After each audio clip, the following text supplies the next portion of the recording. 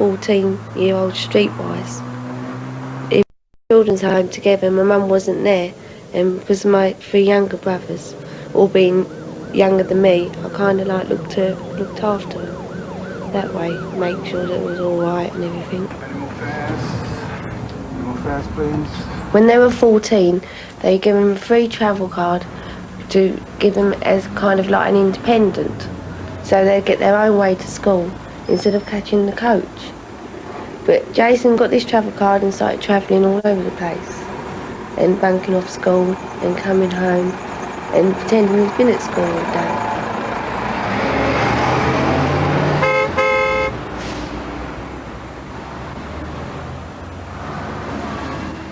Some days after leaving home, Jason phoned his sister.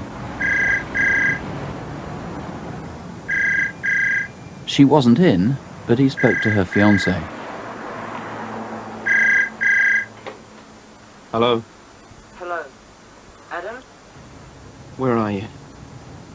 I'm staying with a friend from school and he's dead.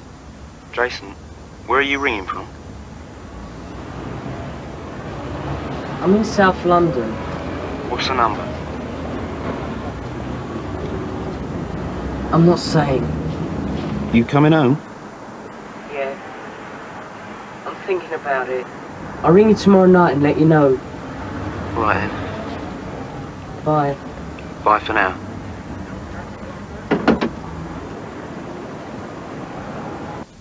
Dear Mum, I'm okay. I'm working with the fair at Southend, so don't worry. See you soon. I'm going up north soon. Jason wrote twice, the first card postmarked Brighton, and then from Crawley, Sussex. Dear Mum, I haven't forgot you, so don't worry about me. I'm all right. I will come and see you in the next few months. Happy birthday, from Jason.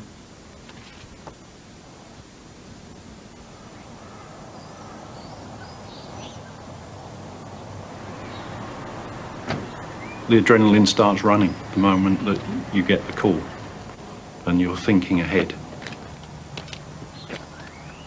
Morning, sir. You're thinking more of what police action you intend to take rather than actually what is at the scene. And it's only when you get to the scene that you get briefed and you see the body for yourself that you start having feelings. The body itself was found by a local out shooting. He's in a bit of a state, actually. Mind you, it's not surprising. It's not the sort of thing you'd be likely to come across. The boy's naked, and there's no sign of his clothes anywhere. Right. It's just over here, sir.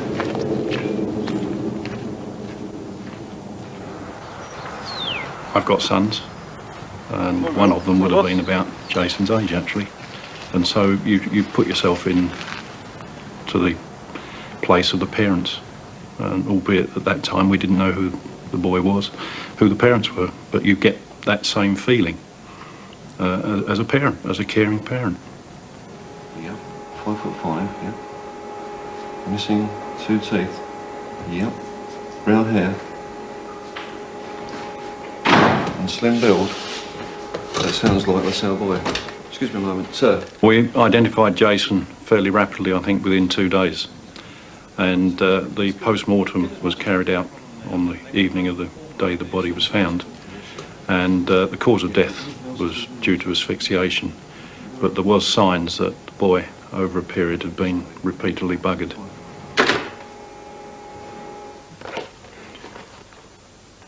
There would have been one taken at the start of the summer term. It really was, yes. Really was the saddest thing I could remember. Ah, yes. It had a terrific effect on the whole school. Here it is. That's Jason, at the end of the front row. Jason was a loving, innocent little boy who was in need of love and affection and help, who perceived certain people as friends and helpers and suffered for it.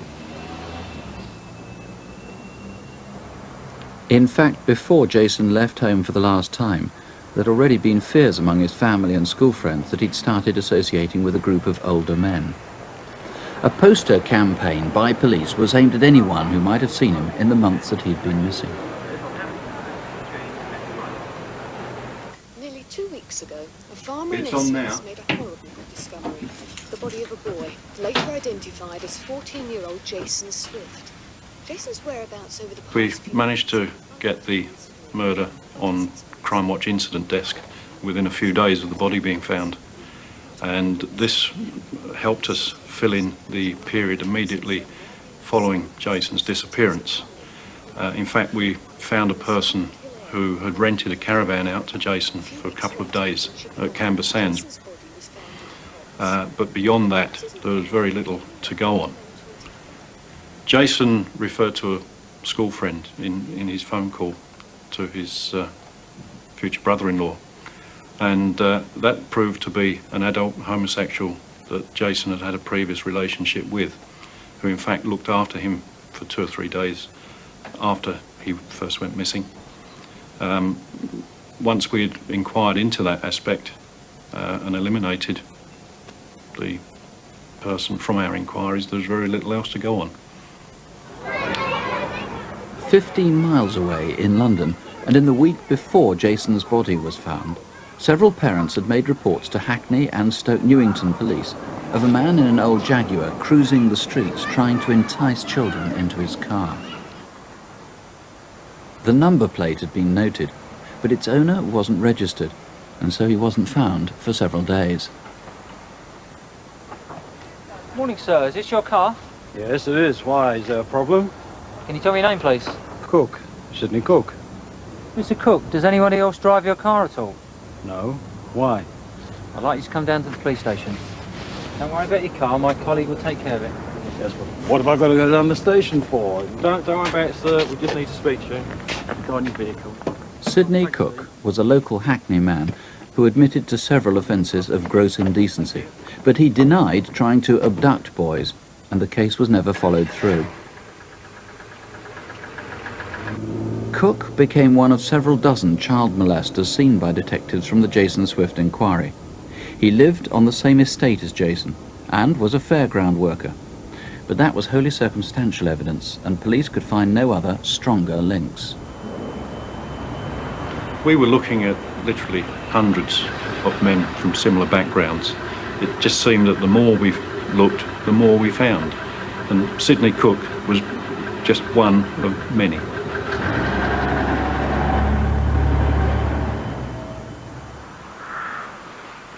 Just as Sidney Cook was being released in London, another murder hunt was getting underway. An hour ago, police in Essex announced that there is, in all probability, a second child killer on the loose. Pathologists have established that a body discovered in a shallow grave near Waltham Abbey is that of a boy aged between 7 and 9. He'd been dead for between 1 and since its discovery yesterday because of the bad weather. Once skies cleared this morning, dozens of police moved in to begin a painstaking search of the farmland. The child's body was found by a farmer as he was walking along the edge of his field. 3 months earlier, on a Sunday afternoon in September 1985, 6-year-old Barry Lewis had gone out to play in the streets near his home in Walworth in South London. All right, I'll see you later. I'm going home now. Bye.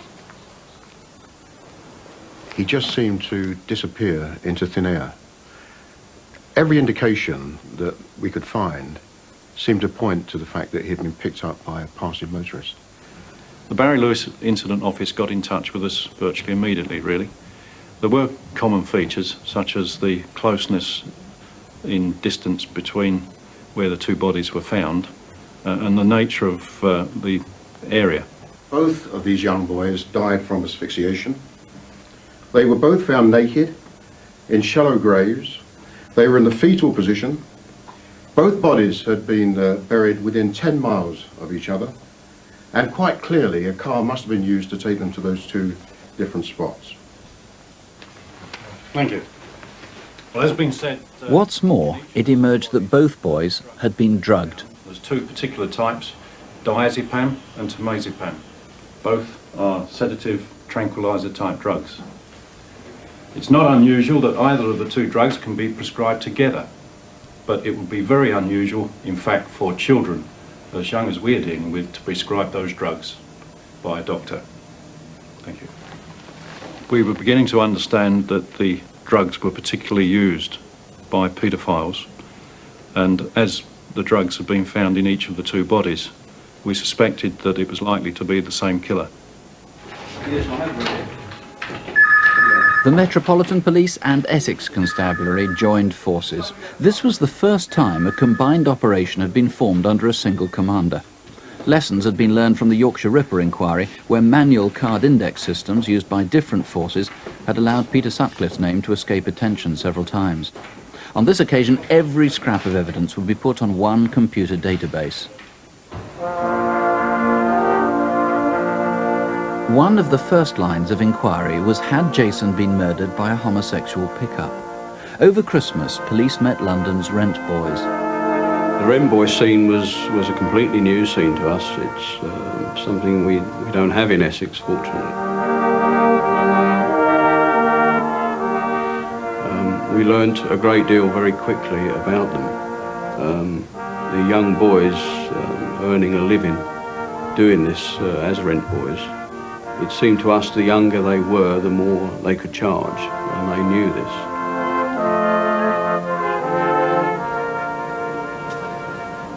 Surprisingly, very few of them were actually homosexual, and they were in it just for the money, and they obviously learned very quickly that they could earn a lot of money, and as I said, particularly the younger ones. Although, of course, we all knew that these things went on and they existed, but the degree and the amount involved surprised us all. On reflection, it wasn't the right area to look for Jason. Jason, we learnt later, really was a lad who was a rent boy solely for the purpose of a free meal, a bed for the night, someone to show him a bit of care and affection, really. Not as a true professional in it for the money only. As is routine, we commissioned a second independent post-mortem to allow the boys' bodies to be released for burial. We chose Professor Austin Gresham because he often worked for the defence, so we knew his findings would be very difficult to challenge in any future court case. Professor Gresham's work produced an even greater sense of urgency and disquiet. He agreed with the findings of the first post-mortem that Barry Lewis had probably been sexually assaulted and then strangled. But he found that Jason had died while sexual acts were taking place. Well, I mean, all deaths of children are very emotive. You know, it's very difficult sometimes to keep your head and to be impartial when you're dealing with these cases. It is unusual to find child abuse that has proved fatal with evidence of sexual abuse. I should say that over the 40 years I've been working, I've only seen 2 cases of child abuse, where the child has died, of course, and there is evidence of sexual abuse as well. It is unusual. The findings took the inquiry into a totally different realm. We knew that Jason had been involved in homosexual activity previously, but what we didn't know was that he had been sexually abused immediately before his death.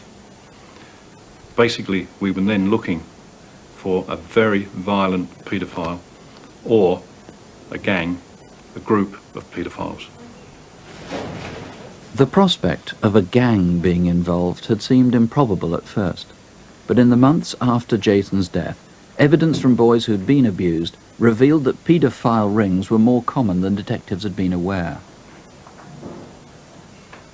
One ring, dubbed the Dirty Dozen, involved a man already known to the Jason Swift inquiry. Your surname? Cook. That with or without a name? With. Your first names?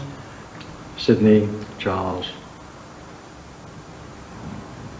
And your occupation? Fairground worker. The ring included another man, Lenny Smith, who, like Cook, lived on the Kingsmead estate. Your age? Both Cook and Smith were questioned about Jason, but both exercised their right to silence, and the police got nowhere.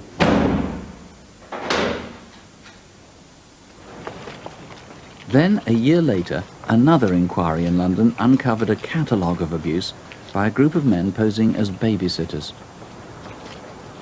As the 1987 inquiry at Hackney unfolded, it became apparent that there probably were connections, and if you like, I became obsessed with the fact that we should find out about these connections and uncover them. We made the decision to ask all the suspects about the Swift inquiry, the Swift murder, and about Jason Swift in general, and that's really how we broke ground on the inquiry. One of these routine interviews was with yet another man living on the Kingsmead estate, Robert Oliver. Hello, Robert. I'm Detective Inspector Bob Brown, and this officer is Detective Constable Stuart Foray. You have been arrested in connection with allegations of indecency on young boys. I would like to ask you some questions about those matters. Will you speak to me? Yeah. What about Jason Swift? Will you talk to me about him?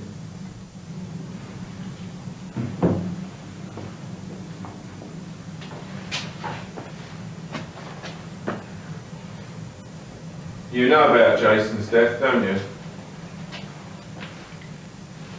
Will you talk to me? I've been wanting to talk to somebody for a while. Do you want to talk to me here, or do you want to talk upstairs in my office? In the office. I suppose it was beyond our wildest dreams that somebody would actually confess to this, which is what in fact happened. So there is an element of surprise and almost elation at the fact that, an achievement, I suppose, on the part of the team who are involved. But there's no point in overreacting to that in terms of the suspect. He really shouldn't be aware of your emotions. Can you tell me how long ago it was you first met Jason Swift? 85, 86, something like that. Where was it you first met him? With Sidney Cook and Lenny Smith. What about the other times? Well, he used to come to the shoe shop. I've seen him in there. Which shoe shop? Shop I used to work in on Fridays. Jason used to come and ask the manager if he wanted any help doing things, locking up or something. I know. He'd do anything just for a few bob. The Hackney shoe shop was well known to Oliver and to others as a pick-up point for rent boys. Robert Oliver was a pathetic individual. He'd had a particularly unfortunate upbringing. His mother used to send him to school dressed in girls' clothes, and I think the teachers, out of sheer frustration, used to buy clothing for him. Certainly by his mid-teens, he had what I would describe as a major identity crisis, and he'd ended up as a rent boy. He's really a lost cause, Robert Oliver, in many respects. Can you tell me more about Sid Cook and Lenny Smith? Well, I met Sid through Lenny. Introduced him as a friend from the estate, Kingsmead. Lenny I've known since he was in the West End as a rent boy. Do a lot of people know you on the Kingsmead? Detective Inspector Bob Brown managed to get Oliver to go on talking throughout the night. Over a period of nearly 6 hours, he told the detectives of his relationships with different men on the Kingsmead estate and their connection with Jason in the months between his disappearance and the time he'd been killed. How was it that you came to meet Jason Swift again in that November? Through Sid and Lenny. Do you know you were going to meet a rent boy? No. All Sid said to me was that he had someone to meet, that's all. Where did you first see Jason on that evening? Lee Bridge. Opposite the toilets, by the pubs. Sid said, everything all right? He said, yeah, he's fine. And Sid just turned into the car park and had trade with Jason. Through that night, Oliver admitted a minor part in the affair himself and said Jason was abused and strangled in the front seat of the Jaguar by Sidney Cook and Lenny Smith. By daybreak, the detectives were elated, but still unconvinced. I believe the account that Robert Oliver was there when the killing took place. What fussed me was whether or not it was strictly accurate. And I thought that maybe certain aspects of it may have been a figment of his perverted imagination, and maybe that he'd elaborated or made up certain aspects of the account. That's really why great importance was placed on trying to corroborate it. One of the first people to see was Oliver's roommate, Leslie Bailey. Morning, Les. Sorry to bother you. That's okay. I want to talk to you about Robert, but I've got a lot to ask you and it's going to take a long time. Will you come down the station with me? Yeah, no problem. We thought that Leslie might be a useful witness, and on speaking to him I realised that he was bottling something up. I wanted to give him the opportunity to get that out, but I never realised that he would tell us the things he did. Where were you living in 85, Les? I was on the Kingsmead with a friend, Stephen Barrell.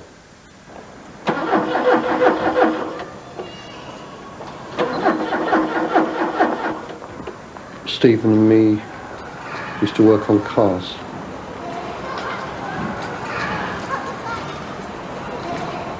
Robert Oliver lived there in a flat with a load of other men.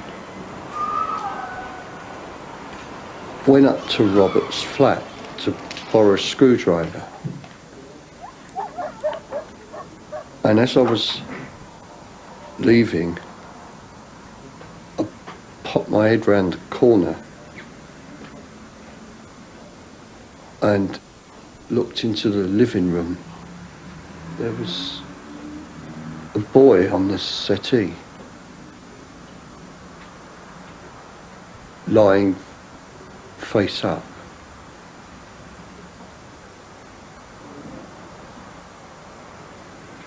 Wrapped in a grey blanket.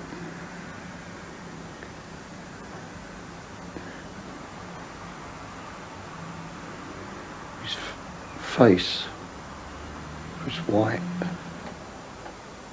What's the matter with him? He's ill. I'm taking him to the hospital. Weren't you worried about the boy? I just thought he was ill. A little while later, Sid and Robert came down the stairs carrying a long, thin bundle.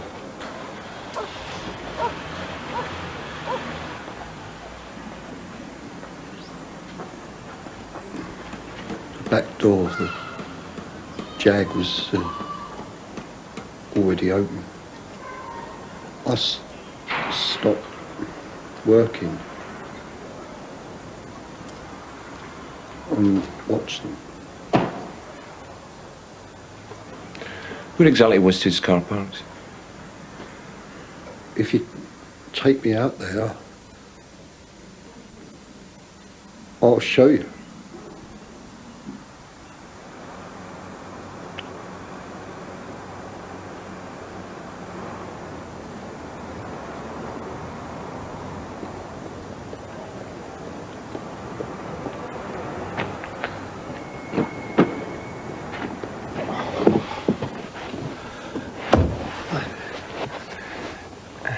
Les, it seems as if you're more involved than at first we thought. I've just been to where you said you were working on the car, and you couldn't possibly have seen what you said you saw. I think we'd better have a chat, don't you? Is there much more to tell, Les? I knocked on the door. Someone answered in the door. Who invited you in?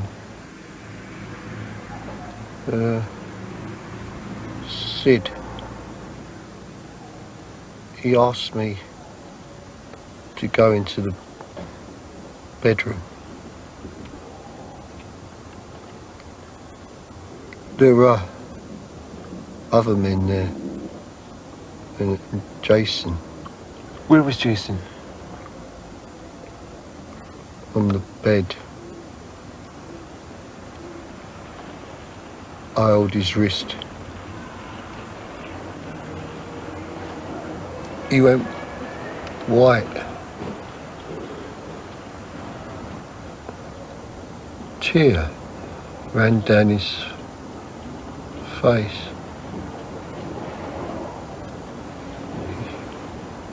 He went unconscious.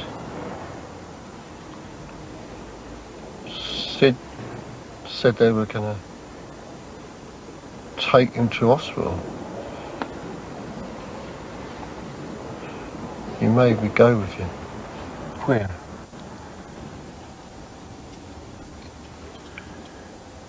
Ended up in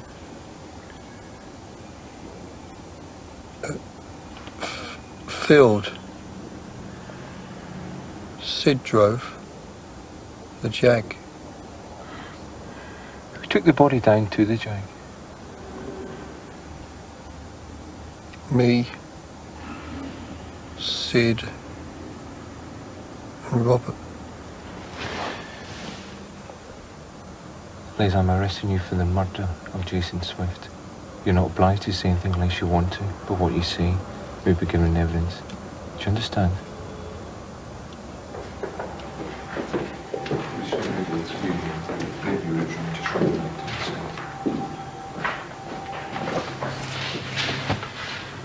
Right, Leslie, this gentleman over here behind you sitting is Captain Thompson. He's from the Salvation Army, and I've invited him to come along to this interview so that he can see and, if you like, make sure that the interview is conducted fairly. Leslie Bailey was an intellectual lightweight with a speech impediment. He'd had a poor education, and Defence Counsel could easily portray him as a malleable individual who was open to suggestion. And so keep an eye on my pen to make sure you're not going too quickly for me, all right? He chose not to have a solicitor, and this was a worrying factor, and neither did he want anybody else present. And in those circumstances, it was necessary to have some insurance for both him and I. And so, aware of the fact that in the court, it's easy for a police officer to be accused of ill treatment or lying, I chose to have a Salvation Army officer present who really could be accused of neither of those. Leslie, I want to go over what we discussed this morning in the car. First of all, who opened the door to you when you went to the flat? Sid. I had to be there for Leslie Bailey's interest, to make sure that he was treated fair, that there was no undue pressure, that there was no leading questions. The police made it quite clear to me that my bias was towards Leslie Bailey and his interests, and for that purpose I sat in on the interview. Jason. Had you seen these blokes before? It was quite traumatic. First of all, I wasn't quite certain what I was going into, and having listened to all the details of what had happened, I came away with a turmoil, terrible turmoil in my thinking over what I'd sat and listened to. I had to read his statement back to him, which was 47 pages long, and in the statement used words that I wouldn't normally use. So it really left quite a mark on me for quite a long time. I remember when I got home thinking, I won't do this again.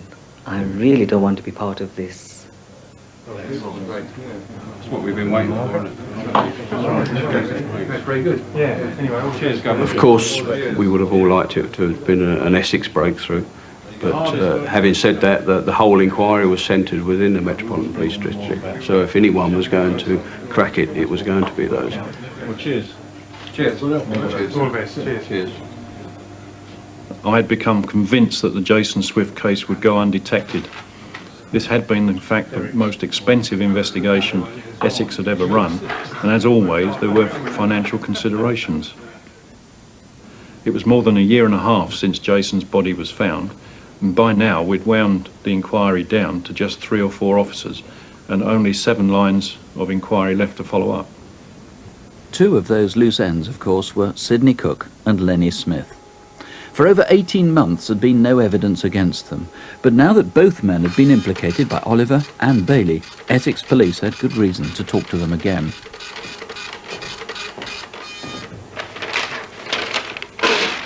Finding Cook was easy.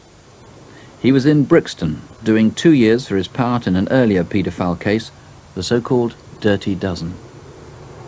How long did you live on the Kingsmead estate? Since the 5th of September.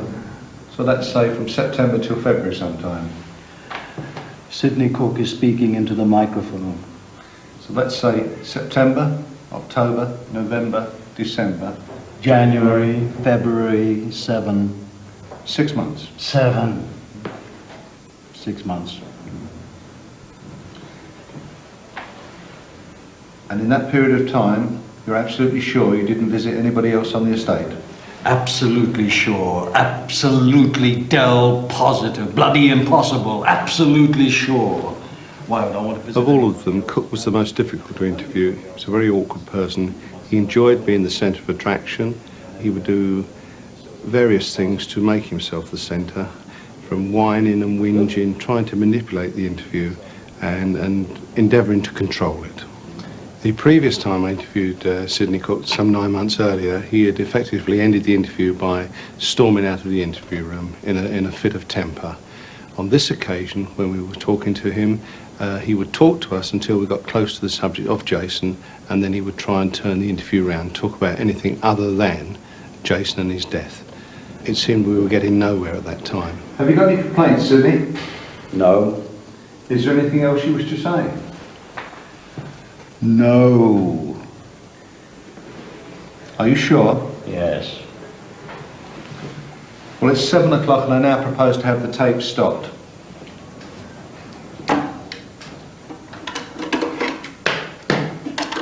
But remember, Sidney, we'll be back tomorrow. I've got other questions to put to you, but we haven't discussed what other people have spoken about, have we?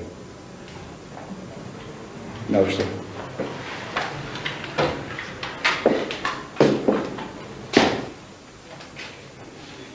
It wasn't meant to happen.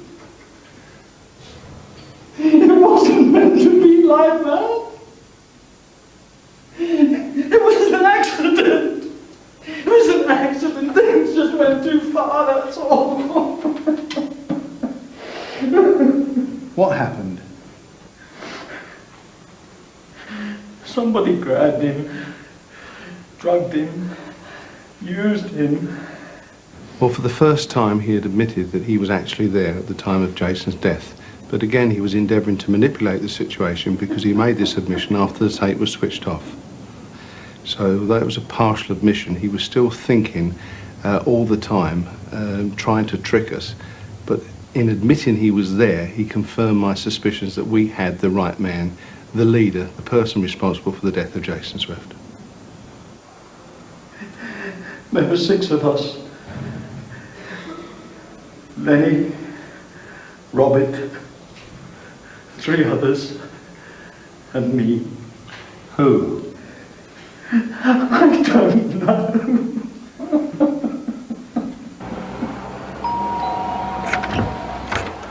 Good morning, Stephen Barrell. Yeah? I'm DC Carr from the Essex Police. This is my colleague PC Ostick from the Metropolitan Police. I'm arresting you on suspicion of being involved in the murder of a boy called Jason Swift in November 1985. You do not What was your part in all of this, Sidney? They asked me if I wanted to. They asked you if you wanted what? You know! I'm Detective Constable Foster from Essex Police. You are being arrested on suspicion of the murder of Jason Swift. We have reason to believe... You do not have to say anything unless you wish to do so, You were but what you involved say in the may murder be given of in Jason evidence. Do you understand? Shouldn't have ended like this. How do you know, Sidney, if you weren't there? Just answer the question. You're obviously getting upset. You clearly know more about this than you've told us so far.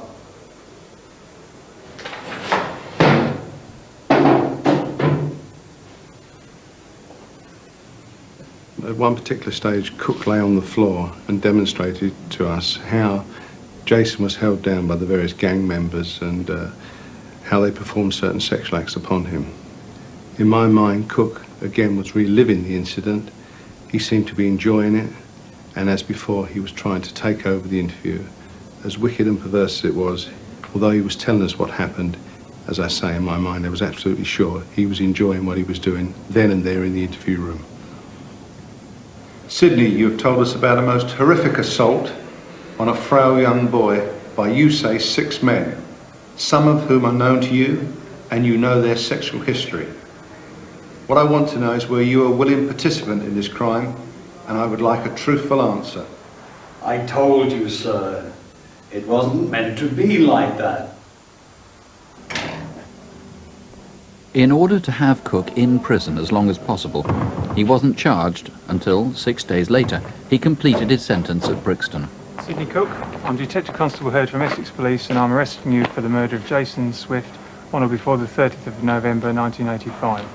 I'm not obliged to say anything unless you wish to do so. What you say may be given in evidence.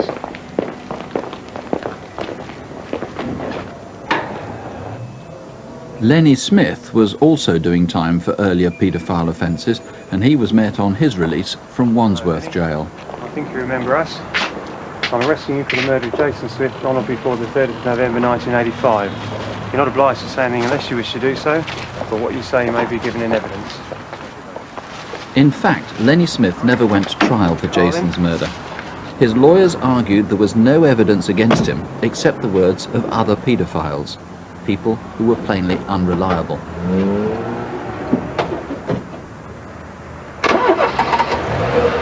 One of the problems that you face in these circumstances are that the people from whom the evidence is likely to come are invariably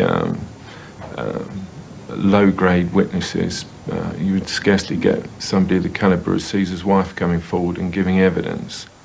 I'm quite convinced that there were suspects who slipped through the net, who never reached court or were not convicted, and that probably has meant that the inquiry has an incomplete side to it.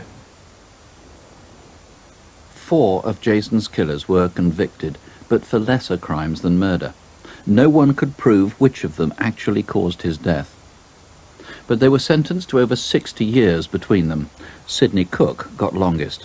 1 word from you, said the judge, could have stopped the agony of Jason Swift. These are the men who murdered Jason Swift. But did they also murder Barry Lewis, and maybe other children too? Detectives hadn't given up hope of proving their suspicions, but they couldn't have dreamt of how dramatic new evidence would be. Next week in Crimewatch File, the investigation continues as another Crimewatch case is followed through.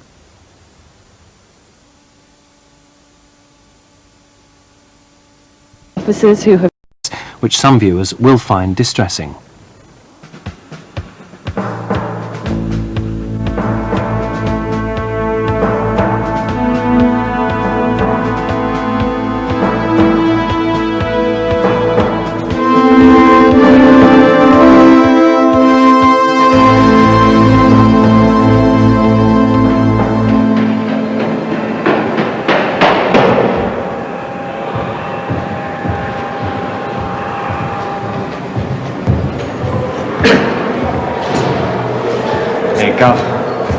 What is it now, Gab? I've got to tell someone. Look, I wrote it all down. Jesus, is this straight up? I know, it's unbelievable. I swear it's true. Last week, Crimewatch File reported back to Crimewatch viewers on the murder of Jason Swift. The inquiry revealed a secretive underworld of child abuse and resulted in the conviction of several men who were operating a paedophile ring centred on northeast London. That seemed to be the end of a deeply unpleasant episode. But it was just the start. One of Jason's killers confided in a cellmate in Wandsworth Prison. The cellmate was so sickened he told prison staff, and the subsequent investigation was to become one of the most complex ever undertaken. It eventually resolved the murders of 2 other boys, whose deaths had remained unexplained despite Crimewatch appeals.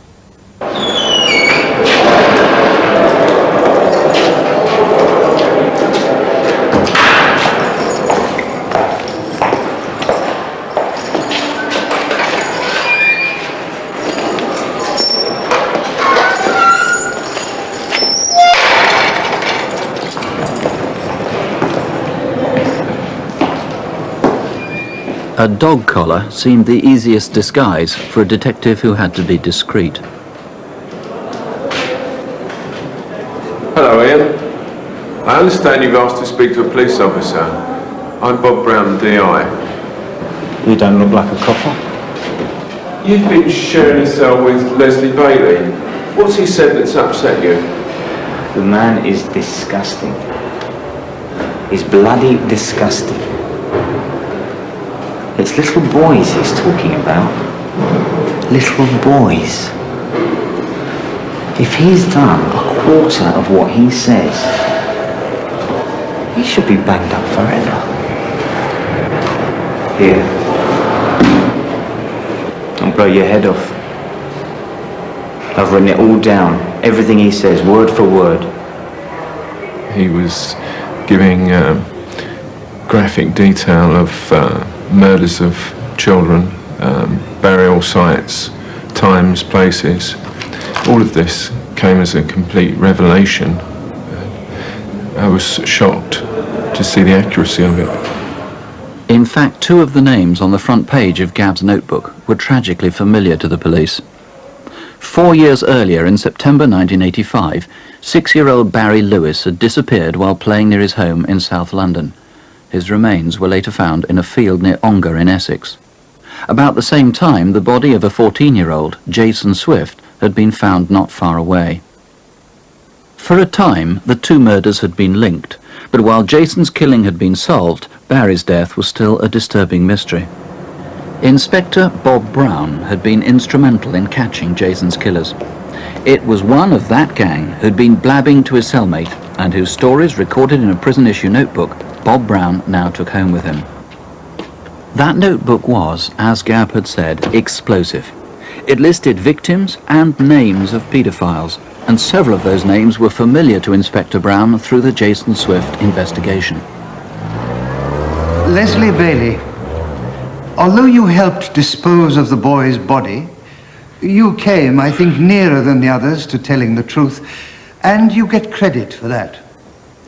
On the counts of which you have been convicted, you must go to prison for 15 years. Robert Oliver, now I think it unlikely that on your own you would have used violence towards Jason Swift. However, you played your part, and the sentence must be long. You must serve 15 years.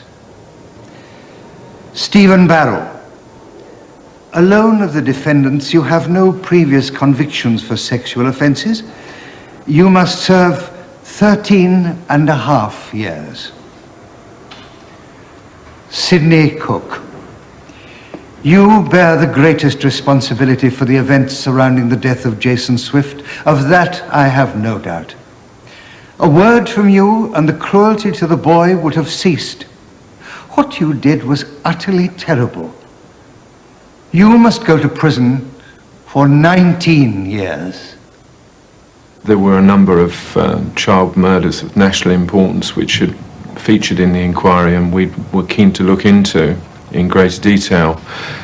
We were looking for opportunities to expand the investigation, and of course when Gabb came on the scene and the information that he supplied presented us with the perfect opportunity to do this.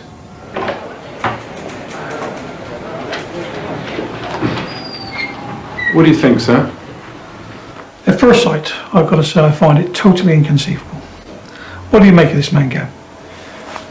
As far as the content's concerned, it seems very accurate, and I'm very familiar with the names that he's mentioning. Certainly your old mate Bailey.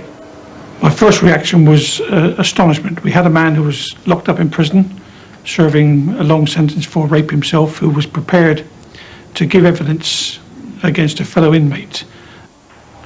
Right, now you've all read Gabb's notebook, and you all know what he's saying. What we've got to do now is to find out whether there's any truth in what he says.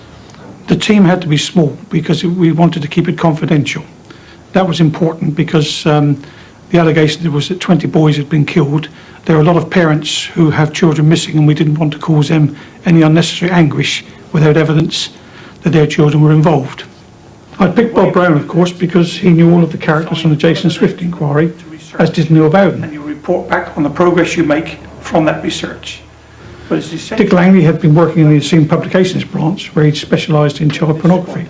And he'd learned a lot about how paedophiles worked. We're going to play it. It's a horrifying thought. So what I want you to do is go out and prove it's a load of nonsense. Prison informants must be handled carefully, if only for their own protection. Detectives named the operation Orchid. You understand we've been looking into what was written in the notebooks, and in the meantime you're going to get a new cellmate. I didn't mean to with it, Bailey. He was winding me up something rotten. I just couldn't listen to him anymore. But what's important now is that you're able to cope next time.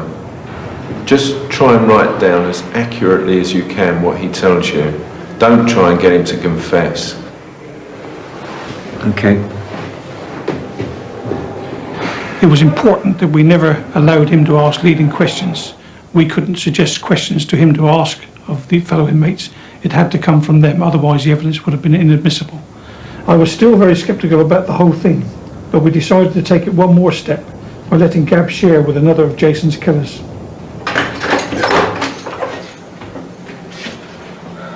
Hello, I'm Robert Cook. I'm your new cellmate. Thought I was getting a geezer called Oliver. Oh, no, not anymore. I changed my name in honour of my dear and close friend, Sidney Cook.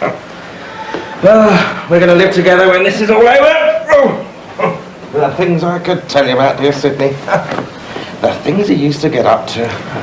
Bob, this guy never stops talking, which is great in many respects, but as you so rightly warn me, he is apt to exaggerate.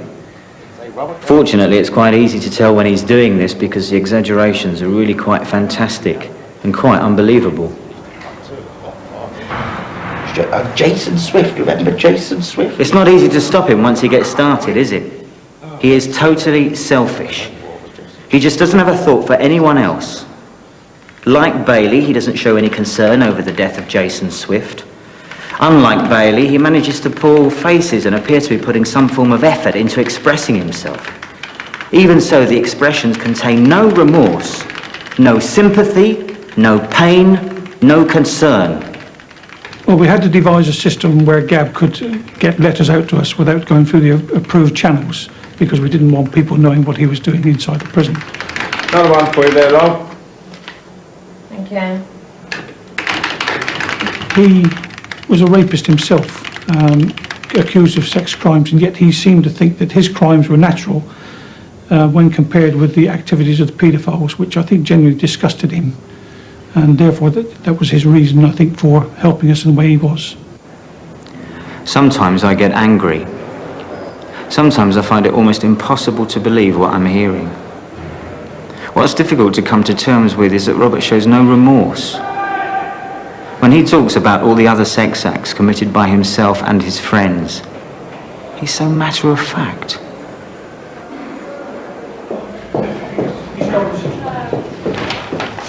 Just a few from you. There you go, Dick. Oh, cheers, thank you.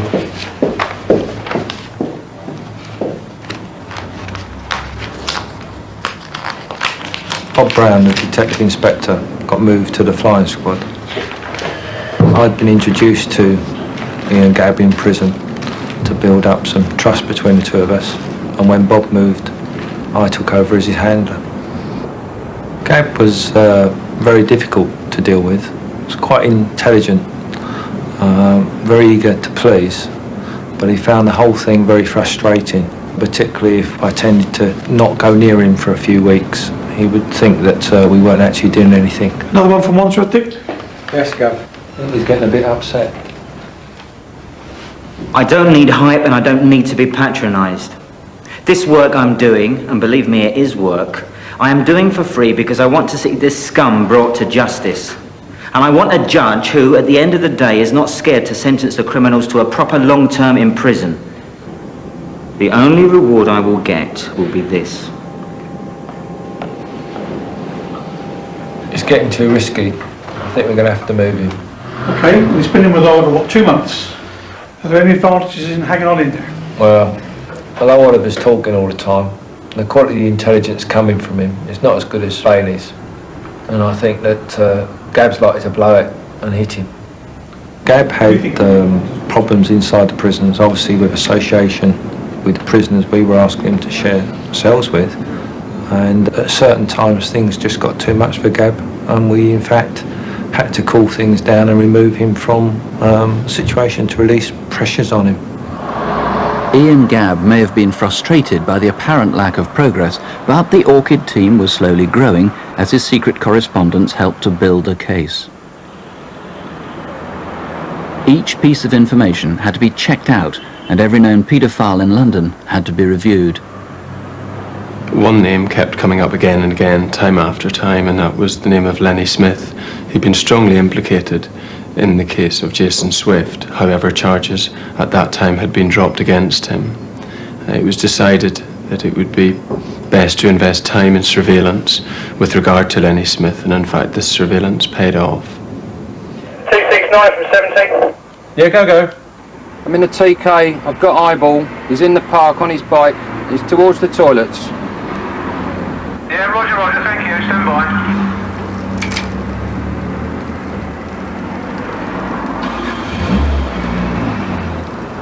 All units from 269, I've got an OP and I can see the target coming towards me now, stand by.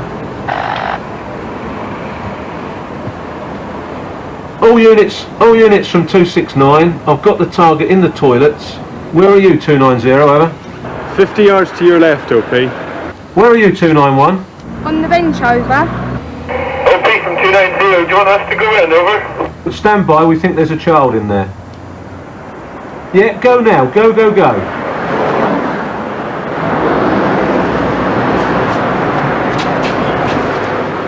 The child was badly scared, but physically uninjured. Even so, Lenny Smith was convicted of indecent assault and was given a 3-year sentence. Meanwhile, inside Wandsworth Prison, Ian Gabb was still prepared to help in any way he could.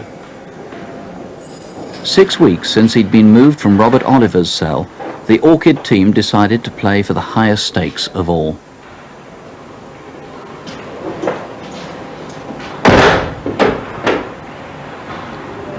What you did was truly terrible.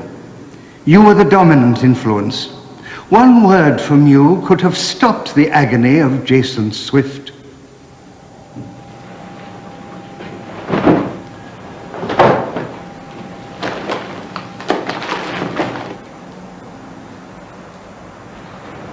Dear Richard, I moved in with Sidney Cook yesterday afternoon. Please, God, don't ever let this man walk our streets again. He continually talks about sex with children. It's really sickening. I can tell you that there are probably 25 to 30 dead children buried out there. Cook has already admitted to me that he's seen about 15 killed. He boasts of this figure. All that I write is the truth. The only part that is missing is the creeping feeling of evil I get while listening to Cook tell me of these events. I cannot relate the fear I feel for children everywhere, that I feel while this man Cook laughs and squeals in delight as he tells me of the things he has done and the things he intends to do in the future. I have just about had it. I'm getting annoyed, and if I stay any longer, I might do him an injury. Get me out, quick. When Gabe shared a cell with Cook, he only lasted a few days. I don't actually think anyone could have lasted longer than that, because Cook was talking about the murder of a number of kids, a number of horrendous offences against children, and I think it just got too much for Gabe. Ian Gabb's role in Operation Orchid was now over, but he'd set in train what would become a huge inquiry. It was very difficult to understand Gabb's motivation because he was not promised anything in return for the information he was giving us. He didn't discuss a reduction in sentence or special privileges whilst in prison. He just wanted to help us to clear up the crimes that he was hearing about. At one stage, Gabb even volunteered to remain in prison beyond his term of imprisonment, which seems a strange thing to do, but I think he was genuine in his motivation to get to the truth and provide evidence against the paedophiles. The evidence supplied by Gabb was remarkable in its precision. It included a series of maps drawn by Leslie Bailey and purporting to show where the bodies of several of his victims had been buried. The time for secrecy was over. One of the maps that Bailey drew for us looked very promising, and we decided that we'd excavate one of the sites. But unfortunately, once it did become public, because we were looking for a missing boy, it became public in a big way, and it became quite a big media event, which made it very difficult for us, who were trying to professionally dig up a plot of land. The time for secrecy was over. One of the maps that Bailey drew for us looked very promising, and we decided that we'd excavate one of the sites. But unfortunately, once it did become public, because we were looking for a missing boy, it became public in a big way, and it became quite a big media event, which made it very difficult for us, who were trying to professionally dig up a plot of land in Stoke Newington. Nothing was found, but now public interest had been alerted. The police published a telephone hotline number in an attempt to get confidential information from youngsters who'd been working as rent boys. I saw the telephone number on TV tonight. My son's been gone 4 years. He was 12. Perhaps he'll ring you. Please let me know. If you find my son, please tell him he can come home. We miss him. Tell him we're sorry. It was heartbreaking. Instead of actually getting calls from rent boys, we were in fact continuously getting phone calls from mothers and fathers of missing boys, lost boys. Boys that have been gone for some number of years who they hadn't seen. We got so many phone calls that during the night time I had to bring officers in to change the answer phone. The phone rang continuously for over 24 hours. Please, if my boy rings you, please tell us. Or if you find him. We don't know what's happened to him. We don't know where he is. We didn't realise that there were that many missing boys. And you're looking at children here, aged from 11, 12 upwards. And some have been missing for a long time. And the parents saw us, naturally enough, as a means of trying to find out where their children were. The phone calls were distressing, but they were distracting from the inquiry. Instead, the Orchid team now focused on a single issue: what had happened to Barry Lewis. His was the first name in the Wandsworth prison notebook, and there was a wealth of clues from earlier inquiries. Run VTN. Found soon after they went missing, and arrests were made. File. But there was no trace of the fourth child, 6-year-old Barry Lewis from South London. Camera 2, ready to zoom in. 4.5 years earlier, Crimewatch UK had reconstructed Barry's last known movements.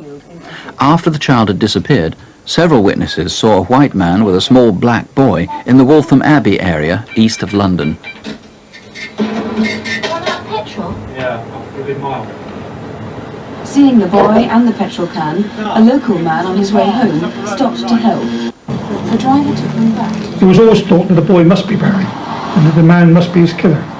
But we had never been able to prove it, or to discover exactly what had happened between the time the pair were dropped off at the car and the time Barry's body was buried.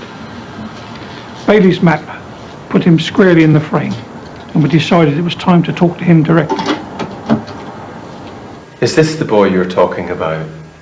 Yeah, that's him.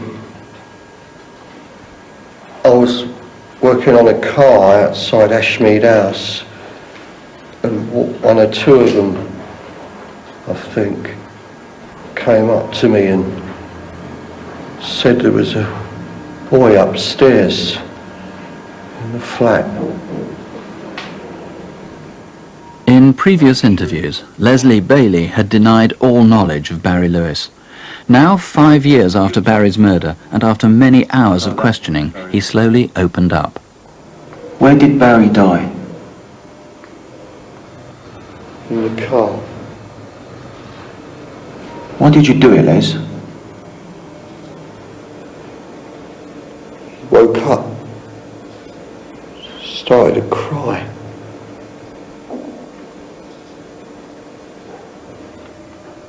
Les, show me on Gary Lyons how you did it.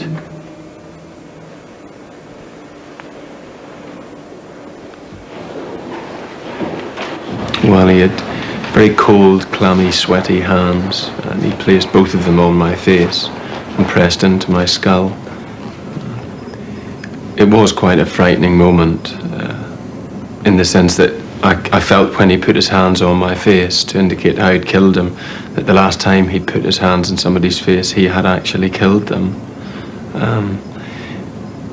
In my profession as a police officer, we're in the business of obtaining confessions from people.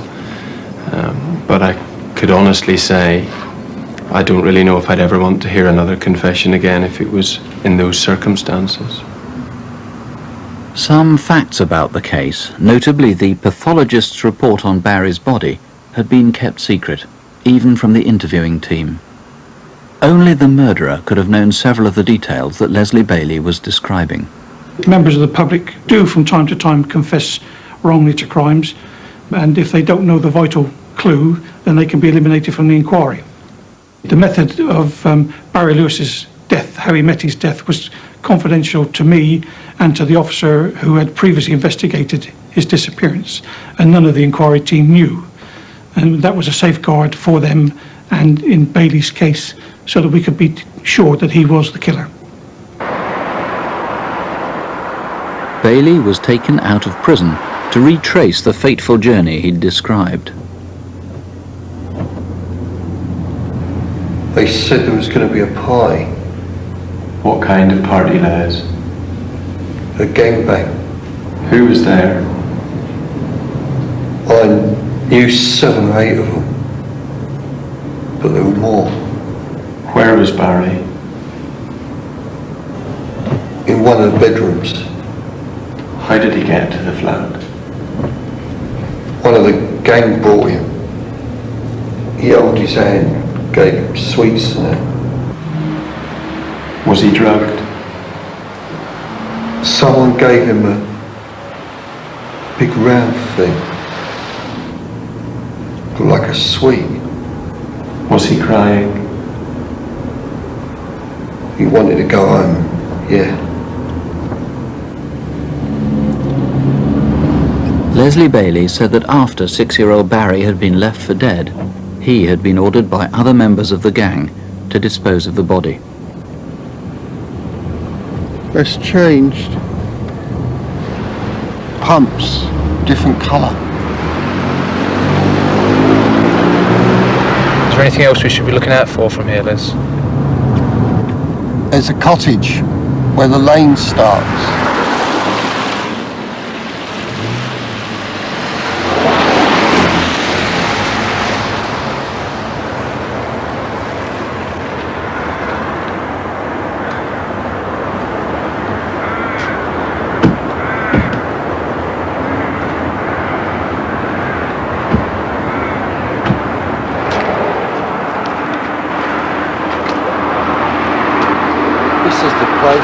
Are you sure?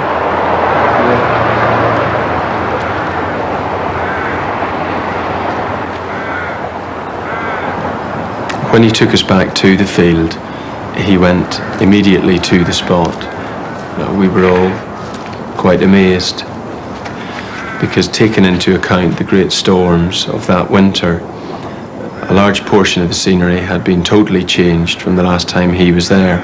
So really, when he got there and went straight to the spot, it really confirmed it in all our minds that he was telling the truth.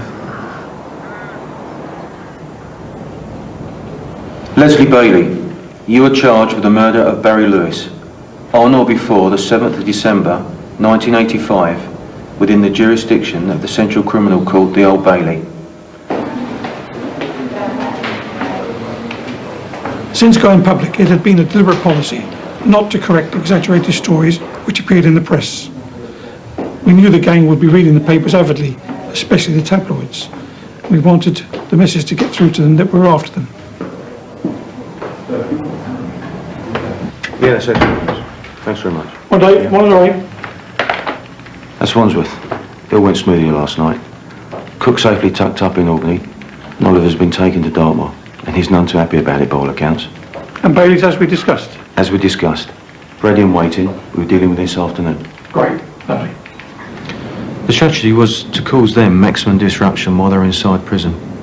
We wanted them to be going to bed of an evening, not knowing what was going to happen to them in the morning. It very much was a question of feeding them snippets of information, either through the press or through friends that visit them, letting them know that we were actually looking at them.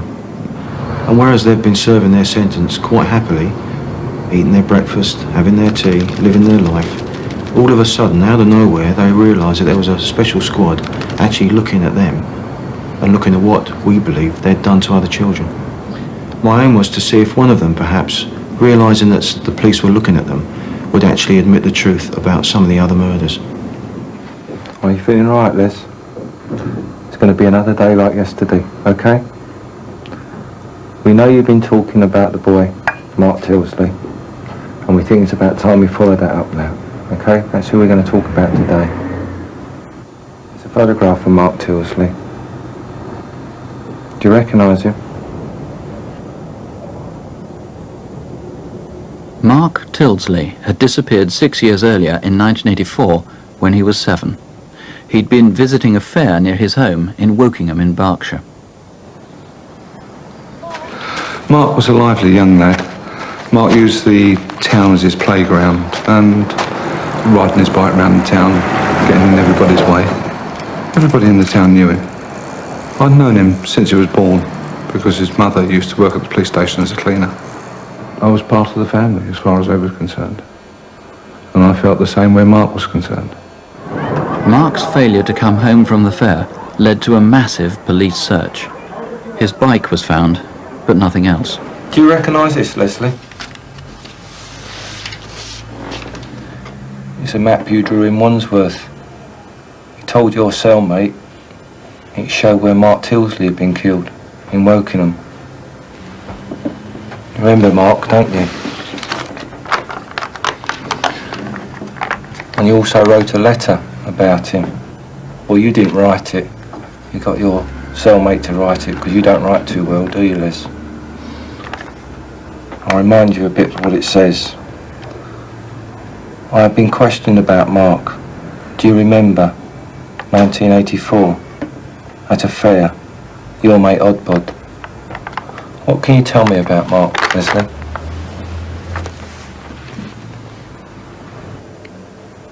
Lenny asked me to drive him there. Drive him where, Liz? Wokingham.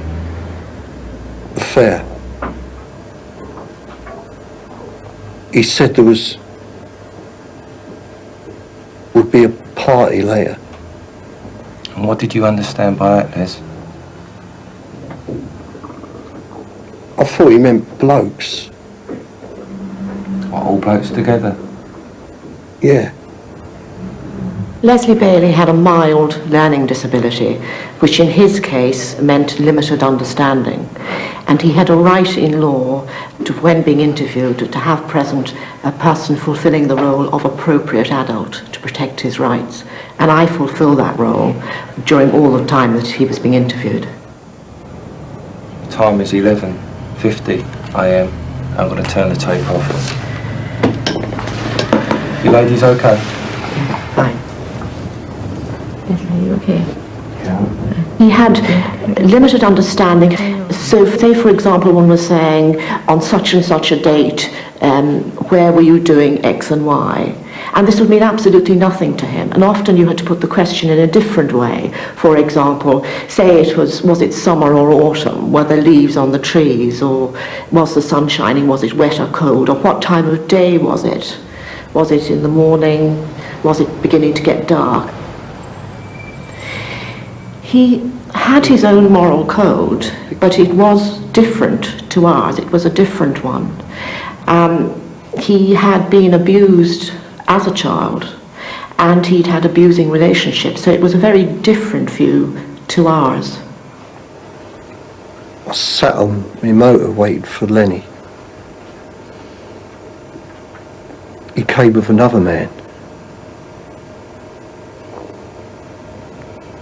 They had a young boy with them. Who is the other man, Liz? Well, I didn't know then, till they got to the car. Then Letty told me it was Sid. The other man's name was Sid. A young boy, was he just walking freely? No, he was sort of dragging back, like holding back. You mean like tugging on the man's arm? No.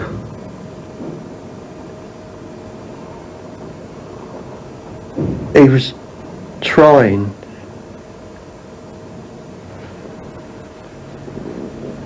Take your time, Les.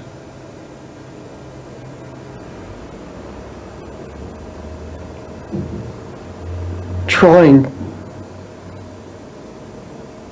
sort of to get free. You had to detach yourself from what he was actually saying and try and be professional about the whole thing, because I know if I'd actually really started to think deeply about what he was saying, it would have been very distressful. I have nothing but admiration for the inquiry team. They spent day after day, hour after hour, week after week, sitting closeted with people who were relating horrendous details of what they'd done to young children. Most of them are adult, experienced police officers who could deal with the stress and the problems that they encountered. For example, Dick Langley would take himself off fishing, and I couldn't help him with that because I'm not a fisherman, but you could go and have a drink with them after work, just settle down, talk to them, and generally pat them on the back, tell them how well they'd done, and hope that they'd calm down sufficiently to go home and deal with their family lives. Once more, Bailey was taken out of prison, this time to Wokingham, to check the accuracy of his recollections against locations he'd described, and to try to retrace Mark's last hours. On the day that we went back to Wokingham, I was convinced that we were being followed. We were all aware at that time that there was much media speculation as to what was actually happening during the conduct of the investigation, and that some of the newspapers were starting to link the inquiries into Jason Swift with the Mark Tilsley case. We were obviously concerned that the investigation did not become a media circus. This would not have helped the investigation and would certainly not have helped Mark's family. When Leslie first came back to Wokingham, I felt that although the Met lads had done a wonderful job, this was my case. This is the one I've been on since the day the lad went missing. And I felt very emotional about it and him being there. And wondering if when I first saw him, if that was our link to telling us what had happened to Mark. Have you remembered the name yet, Leslie? OK, Gary, go round again. Leslie was fairly certain when he first came back to Wokingham as to where he'd parked his car. But of course, there was a difficulty in that the fairground that was being dug up for a municipal swimming pool.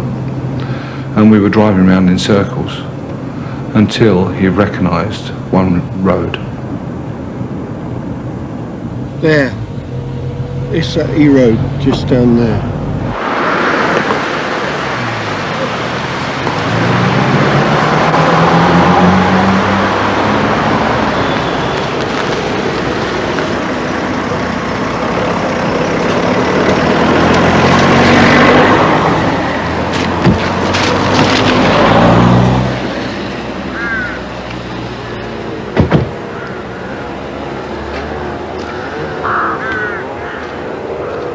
We walked into the field together and he pinpointed exactly where Sidney Cook had parked his caravan, which way it had been facing, how close to the fence it was.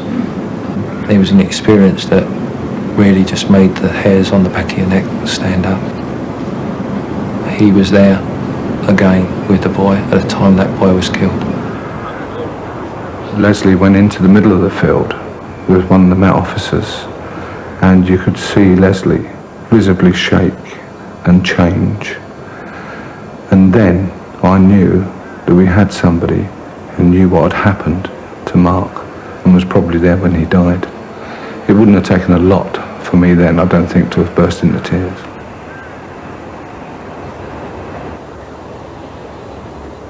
What I'd like you now to look at is a reconstruction of Mark's disappearance that went out on the television in 1985. It was about this time last year that the papers were headlining the disappearance of Mark Tilsley, 10 miles from Reading in Berkshire. The Crimewatch reconstruction in 1985 had had a huge response, but little concrete evidence had emerged.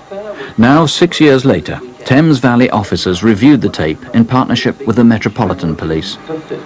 Operation Orchid was now a large, combined inquiry. It's never an easy thing to run a joint operation for simple reasons, silly reasons really. Things like interforce jealousy can prevent a joint operation from working correctly.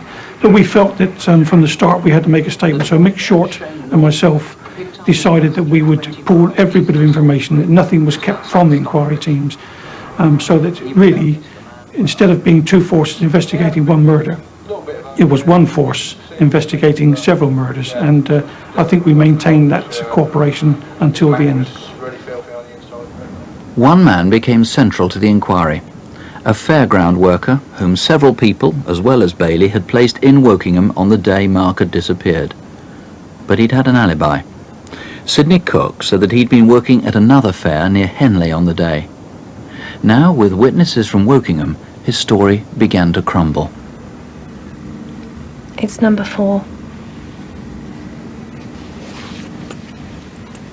Cook must have made a deep impression.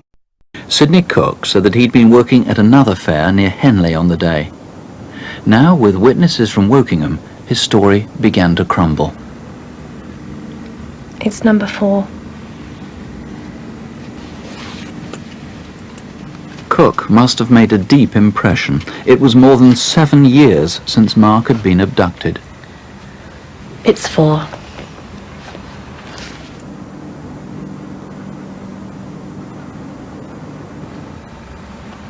Number 4.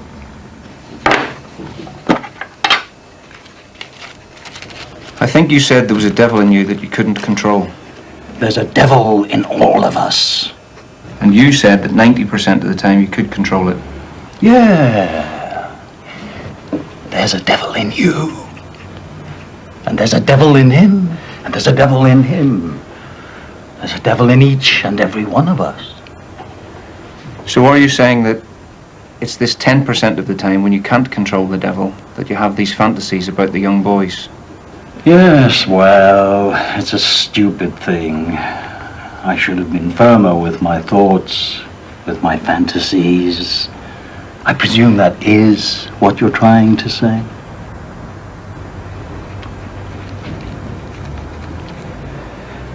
Just plain, stupid mistakes.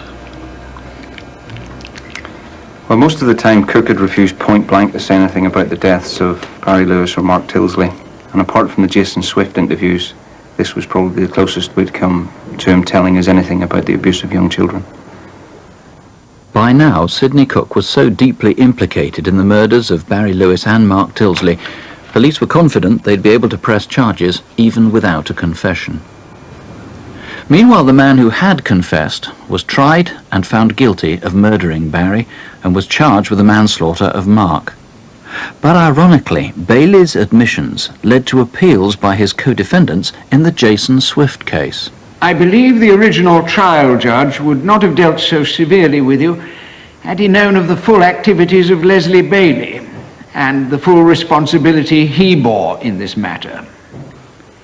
Sidney Cook, we quash the sentence of 19 years and substitute it with one of 16 years. Stephen Barrell, the sentence of 13.5 years is too severe. We substitute for it 10 years imprisonment. Robert Oliver, now known also as Robert Cook, we see no reason to disturb the careful decision of the judge. Your appeal is dismissed. When the blame was laid fairly and squarely at Bailey's door, I find it offensive when Bailey was just the minnow and the sharks had their sentences reduced In fact, worse was to come for the detectives. For months, the Orchid team had been waiting for a decision from the Crown Prosecution Service on what charges would be brought against Sidney Cook or Lenny Smith for the killings of Barry Lewis and Mark Tilsley. There'd be no more action taken against anybody. They'd made their minds up before I even got there. They just wouldn't listen to anything I had to say.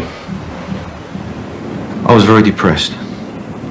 I'd had a tremendous fight to get Bailey to court on the Barry Lewis murder. And yet afterwards we seemed forever to be supplying the CPS with what they wanted, and prosecution counsel, witnesses to the others, and yet to no avail. It seemed to me that whatever we did, we were never going to get anybody else to court, and it was very depressing. Lenny Smith was serving his 3 years for the indecent assault on the boy in the public lavatory. He refused to cooperate with Operation Orchid. A number of witnesses linked him to Barry Lewis and Mark Tilsley, but again, the CPS felt it was not enough. Some of their arguments were on the basis that the people that we had got who were witnesses were not credible witnesses because they were criminals and paedophiles themselves. Well, I'm very sorry, but if you're dealing with paedophiles, the only persons who can give evidence against them are victims, in our case, who are mostly dead, or fellow paedophiles who witnessed and took part in some of the activities. We're not talking about stealing a bar of chocolate from Woolworths. We're talking about the violation and killing of young boys. Obviously, if there is no evidence against a person, we can understand that there should be no charges against that person. But we weren't arguing that there wasn't evidence. There was evidence, and some credible evidence, which is what a trial should be based on. It's just that they didn't believe that they would result in a conviction. Bailey alone stood trial for Mark Tilsley's killing. Leslie Bailey has acknowledged that on the 1st of June 1984, he agreed to drive a man he knew, a man called Lenny Smith, to Wokingham.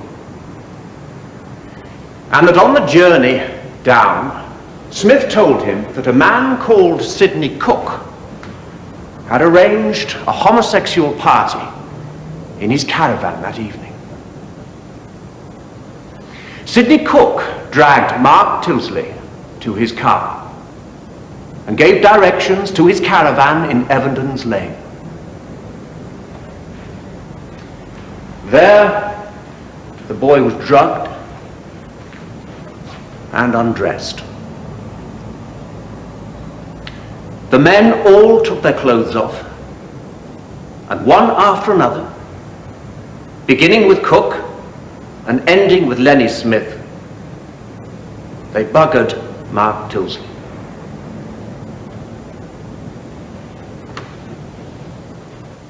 It is highly unusual for the prosecution to name so explicitly men who have not been charged. It was the closest the Crown would come to putting the others in the dock. Equally unusual, Leslie Bailey instructed his own defence barrister to seek the maximum sentence possible. I have come to understand my client, and he would like very much to be able to shed some light on the mystery of where Mark's body is, but he can't. The significant fact in dealing with the killings of these 3 boys is that the man you have to sentence is the only one who has sought to clear the air. The others have always remained silent. My client is surprised and disappointed that he's here in the dock on his own today and that Smith and Cook are not here with him. He does not understand why this should be so. This has been the most tragic case I can imagine. The distress of the parents is enormous. Leslie Bailey was sentenced to life to run concurrently with prison terms he was already serving. All the officers in the case received a judge's commendation for pursuing an honourable and sustained investigation. But that was small compensation for what detectives acknowledged in public was unfinished business.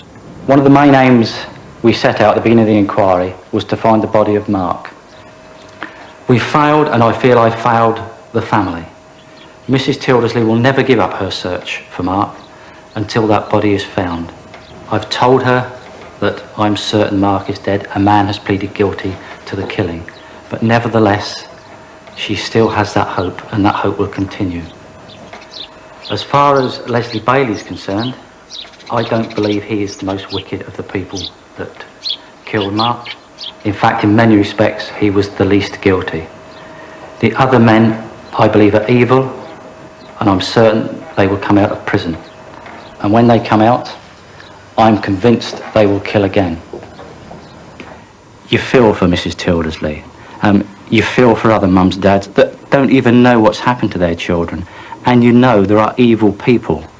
And I believe, certainly in 2 cases, there was ample evidence to put those people before the court. Young boys were being carried out of flats on the Kingsmead estate in Hackney without anybody apparently noticing or phoning the police or in any way caring about what had occurred. It's a very worrying situation.